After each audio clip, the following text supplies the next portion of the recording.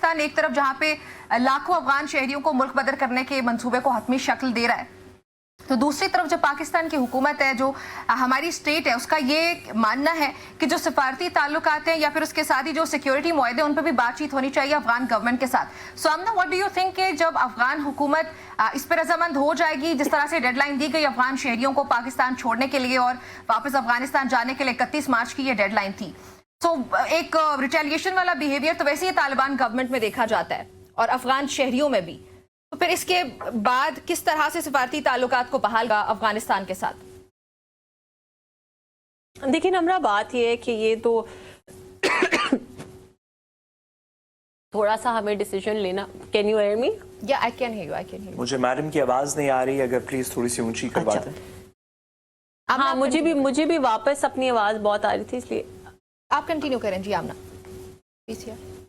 अच्छा नम्रा, मैं यही कह रही थी कि देखिए ये वाली चीज़ें जो है ना, थोड़ी सी मामलात ये बड़े सेंसिटिव होते हैं। फिर वही वाली बात पे हम आ जाएंगे आज, क्योंकि हमने बात का की इब्तदा भी इस बात से की कि आज सियासत नहीं करनी चाहिए हमें ज़्यादा। लेकिन अनफॉर्चुनेटली तालिबान की गवर्नमेंट को एक्सेप्ट करने वाला सबसे पहला इंसान इस मुल्क में या पूरी दुनिया में, मेरा तो ख्याल है, इमरान खान था।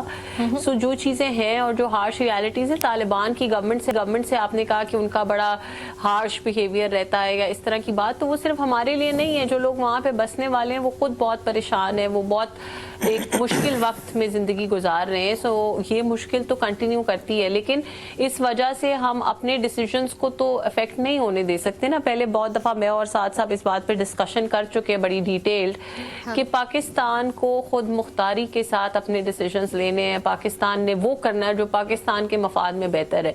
अगर उसके ऊपर कोई एक शख्स या कोई एक हुकूमत हमसे खुश नहीं है तो क्या हम उनका प्रेशर लेंगे? हम हरगिज़ उनका प्रेशर नहीं लेंगे। पाकिस्तान की जो पॉलिसी है, Pakistan will continue with that. ठीक है। अच्छा आमना, वो तो पॉइंट आ गया कि हम लोग कोई प्रेशर नहीं लेंगे, लेकिन मेरा जो सवाल था उसका दूसरा हिस्सा वो ये कि अब जब प्रेशर नहीं ले रही पाकिस्तान की हुकूमत, लेकिन एट द सेम टाइम जब ये बात की जा रही है कि सिफारती ताल्लुकात को बहाल करने की भी जरूरत है, फिर जो सिक्योरिटी चैलेंजेस इस वक्त दरपेश है पाकिस्तान को, खासतौर पर केपी और बलोचिस्तान के सूबों में, तो उसके लिए फिर किस तरह से अफगान गवर्नमेंट को जो है वो मनाया जाएगा? ये मुश्किल हो जाएगा ना, क्योंकि अफगान शहरियों से मुतालिक जो पॉलिसी अपनाई गई, जो मुल्क बदर करने की जो मंसूबा है, उसको हतमी शक्ल दे रहा है पाकिस्तान।